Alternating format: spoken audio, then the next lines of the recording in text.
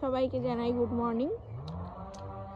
তো আমাদের এখানে এত ঠান্ডা পড়েছে, এখন বাজে 10টা, তাও সোয়েটার চাদর খুলতে পারছি না, এতটা ঠান্ডা। ঠান্ডার ভিতরে আমাদের গাছেরই পেঁপে পেকেছে, সেই পেঁপে খাচ্ছি। এ দেখো পেঁপের পিসগুলো কত বড় বড়, আর পেঁপেটাও অনেক বড়। আর গাছটা দেখাচ্ছি, কোথায় দেখা যাচ্ছে,